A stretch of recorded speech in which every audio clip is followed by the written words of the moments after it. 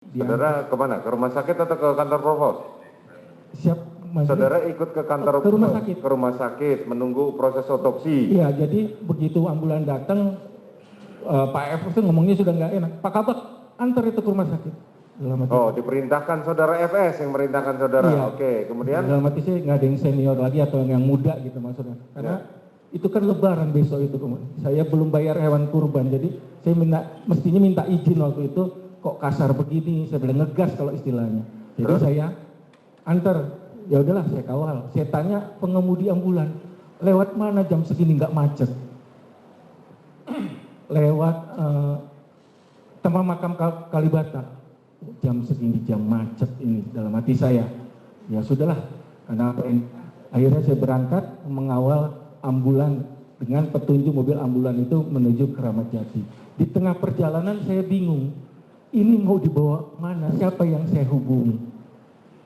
Kemudian Pak FS telepon, nanti ada Wakarungkit Keramat Jati yang akan menghubungi, karena Karungkit sedang ibadah haji. Nah, saya di WA, silakan bawa ke kamar jenazah.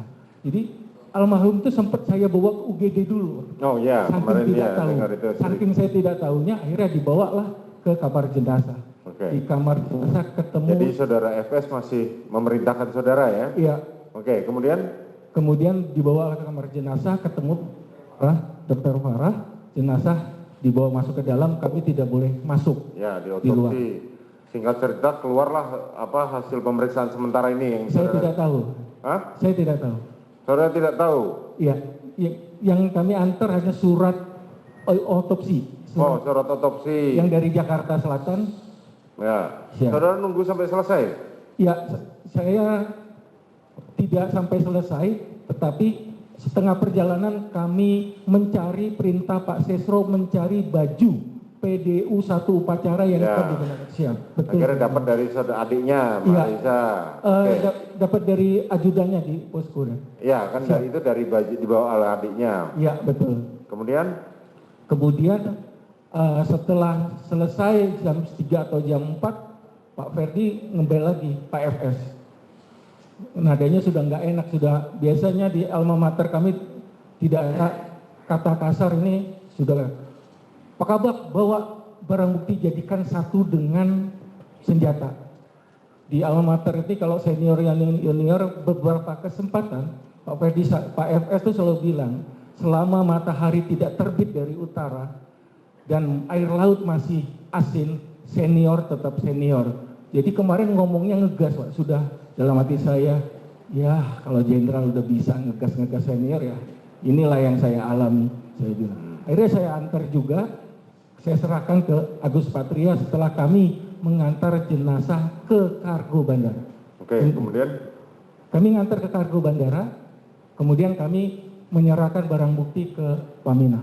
Demikian, Majelis Hakim. Itu saja? Ya, betul. Selanjutnya, saudara ikut memeriksa kejadian di Paminal, saudara ikut? Siap, tidak. Tidak? Siap. Apalagi yang saudara ketahui? Saya hari Senin setelah apel kami dipanggil untuk mendampingi Pak Karo Paminal ke Jambi.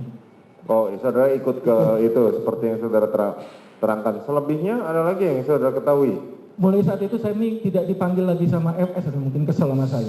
Kenapa kesel? Ya, kami melaksanakan perintah karena saya bilang, walaupun saya kombes putut, saya senior Pak FS ini. Iya, kenapa kesel dengan saudara? Ya kesel. Kalau merintahkan biasanya halus, Bang tolong Bang bantu. Waktu nganter barang bukti dan jenazah itu, Pak Kabak, segera itu antar, Pak Kabak. Saya agak ngelewat dikit. Saudara Biasanya, melawan. Siap. Tapi saudara tahu nggak bahwa dari awalnya ada kejanggalan, saudara tahu nggak? Tidak tahu. Tidak tahu. Saudara ikut di Patsus? Ikut yang mulia. Ikut di sidang kode etik? Ikut yang mulia. Apa hukuman saudara? Saya pansus 29 hari dan demosi 3 tahun yang mulia. Demosi 3 tahun. Saudara tidak dijadikan tersangka dalam hal ini, terdakwa dalam perkara ini? Tidak. Bagaimana perasaan saudara? Kecewa, kesal, marah. Jenderal kok bohong. Susah nyari jenderal.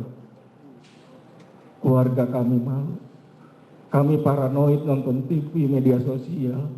Jenderal kok tega menghancurkan karir. 30 tahun saya mengabdi, hancur di titik nadi terendah pengabdian saya.